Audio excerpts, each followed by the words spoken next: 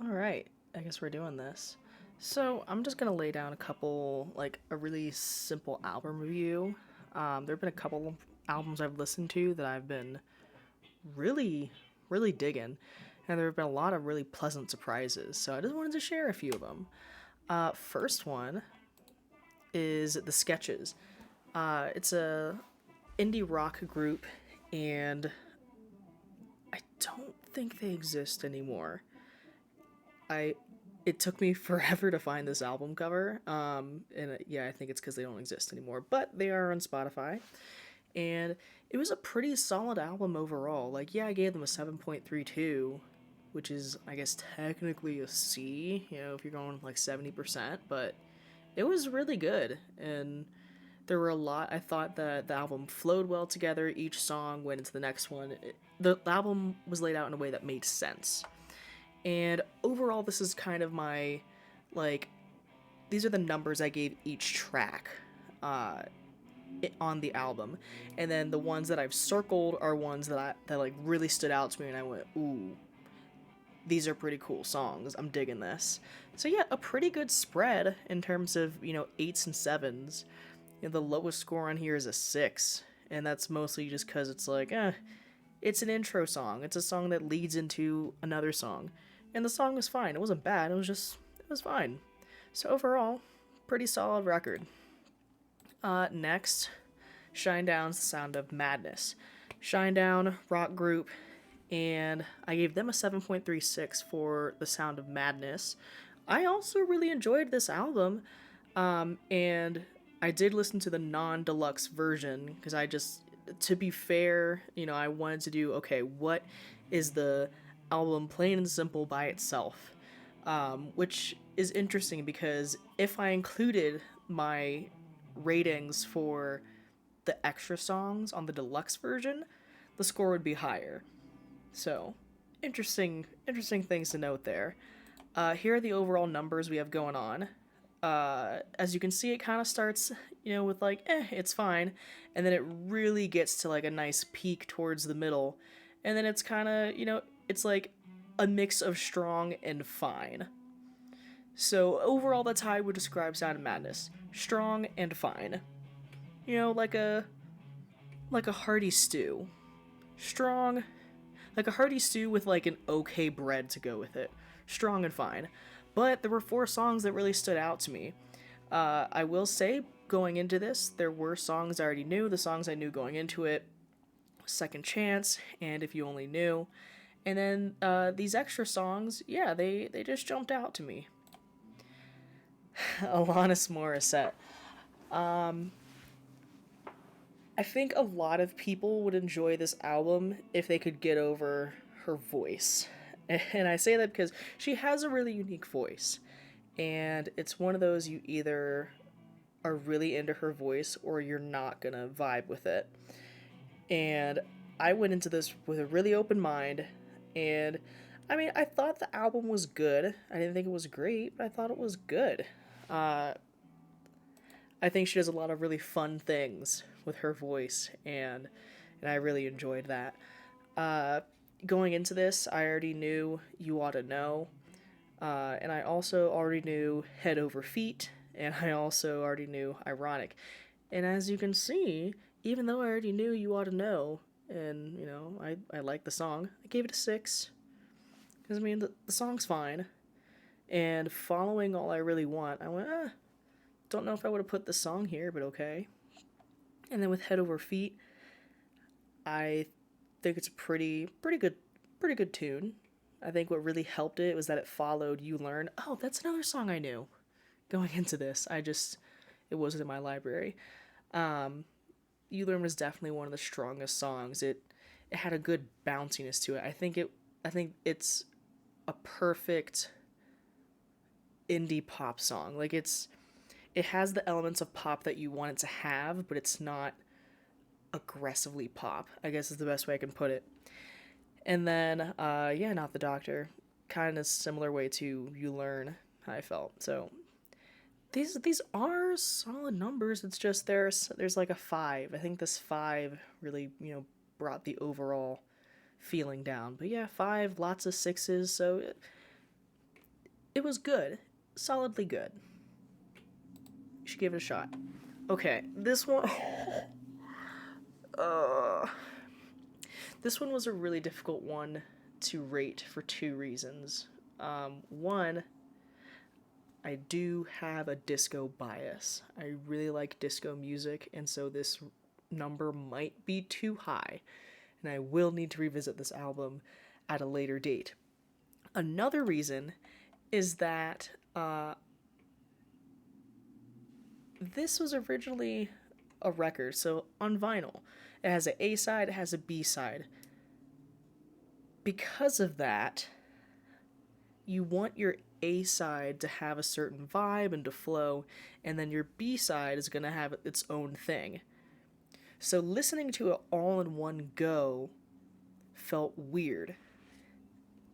And I kind of want to do another rating of this and do it A side versus B side, because I was thinking, I'm like, whoa, the A side, it just has banger after banger after banger. It's so it's pretty strong. And then I'm like, all of a sudden in the album, I went, why are the songs suddenly meh? And I realized, oh, because one is the A side and another is the B side. And so, yeah. I think that kind of messed with the rating a little bit. But overall, as a whole record, it's a 7.3. Going into this, I already knew Don't Stop Till You Get Enough. I knew Rock With You, Working Day and Night. I wasn't familiar with Get On The Floor, but I did know, I was kind of familiar with Off the Wall. And I had heard of She's Out of My Life. Overall, solid disco album. It was a lot of fun. You could, music to roller skate to.